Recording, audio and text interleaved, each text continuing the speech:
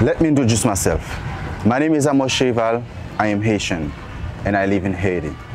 On January 11, 2018, President Donald Trump allegedly told lawmakers at a meeting on immigration that he didn't understand why the U.S. should welcome people from whole countries rather than from places like Norway. He specifically cited my country, Haiti, as one of these whole countries. The inference, of course, being that if a country is challenged, then the people are therefore unworthy of consideration by the people of the United States. Haiti does have a lot of challenges. Her people, however, are resilient and resourceful. We need your help, not your contempt. The following short video will tell you a little bit about the history of Haiti through the voices of its children. At the end, I will have some suggestions about what you can do to help. Thanks for watching.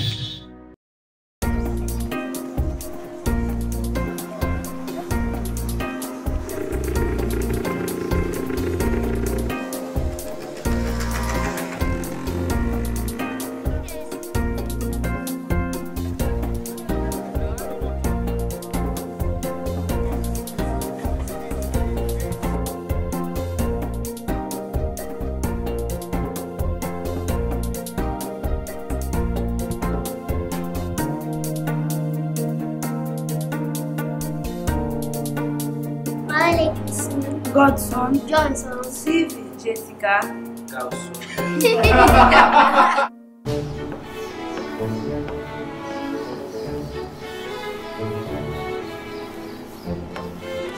Merci parce que nous venons à l'école. Thank you for coming to our school. Nous voulons parler de l'histoire de nous en Haïti. We want to teach you the history of Haiti. Ça c'est Haïti. This is Haiti. It's just part of this whole island. And this is the Dominican Republic. But it wasn't always divided. 600 years ago, the whole island belonged to the Taino Indians. 600 ans avant, l'île n'a pas divisé. The Taino called it Haiti because that meant land of high mountains. Then Columbus arrived from Spain.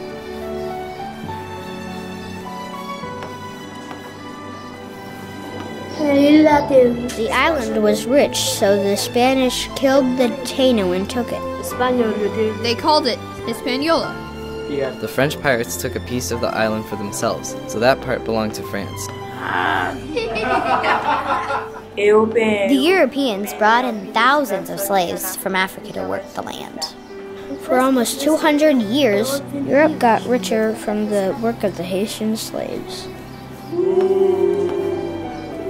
Then a slave named Toussaint Louverture started a revolution. He drove out the Europeans and abolished slavery. But none of the other world nations recognized Haiti as a country. The French made Haiti give them most of their money for the next 120 years. Then it gets even more complicated. Haiti started out rich, but France took its money and none of the other nations helped much. For a long time, Haiti was ruled by one dictator after another. Then, in 1990, a man named Jean-Bertrand Aristide was elected president in a real election. When the Haitian military dictators ran him out, the United States came in and put Aristide back in charge, with a catch.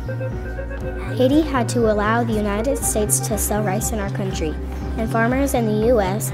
can grow rice cheaper than farmers in Haiti. So Haiti's rice farmers stopped farming. Haiti got poorer and poorer. Many Haitians left their farms and moved to the cities. But there aren't any jobs in the cities either. The elected presidents turned out to be just as bad as the earlier dictators. And then the earthquake. 250,000 people died. Over 1 million people lost their homes. That was in 2010. Now Haiti is the poorest country in the Western Hemisphere. There's nowhere to go but up. And we will. Because Haiti means the land of high mountains.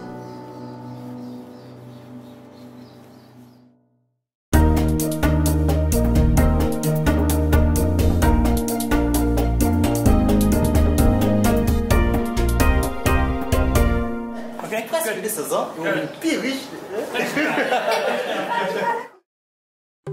Thanks for watching our video. If you would like to help, there are 3 things that you can do. Share this video and subscribe to our channel on YouTube. We'll be posting more videos about life in Haiti soon. Consider making a donation to the Peace Project. This 501c3 charity based in the US is building schools and community centers in Haiti. This is the link, HaitiPeaceProject.com. Do something, anything. If you think that you don't need to help people in Haiti, but need to help people in your own country, then do that. Don't just make troll comments. Do something positive to improve life somewhere, anywhere. Do it. Thanks for watching.